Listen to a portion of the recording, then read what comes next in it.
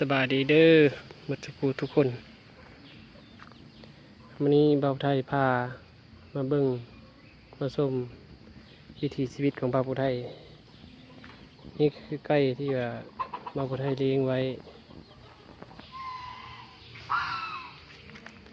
นี่คือเคาะเป็ดเคาะไก่แล้วก็ห่าน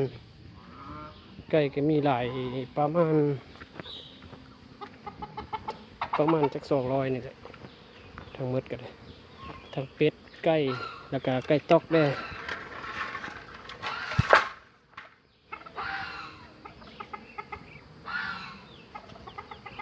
เมื่อกี้บ่าวไทยเห็นแหลวมากมันกำลังกินไก่น้อย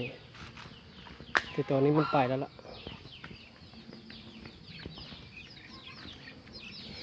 นี่คือไก่กระดูกดำแต่ว่ามันเป็นไก่สอดแบบนี้แหละปุ๊ไก่ตอกทั้งหมดก็จะมีอยู่ประมาณ200ปลายนี่แหละ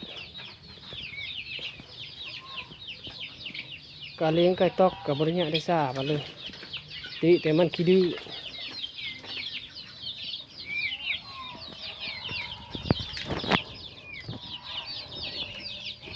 ไก่ตอกได้ไก่ลาดปนกันข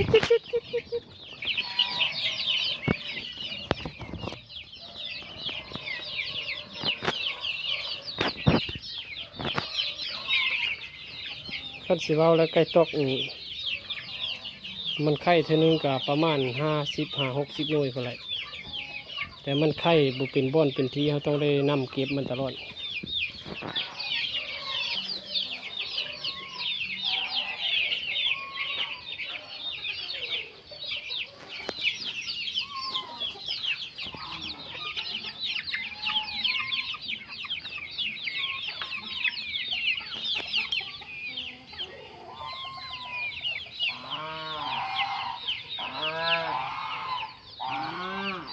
ห่านกับจะบลายครับมีแต่4 ตัว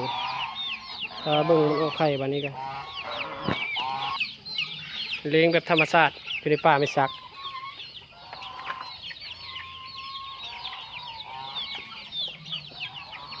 ตอนนี้ก็ได้เวลาเกี่ยวอาหารมันละ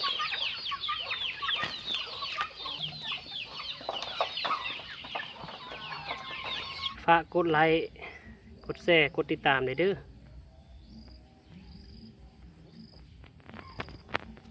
บาย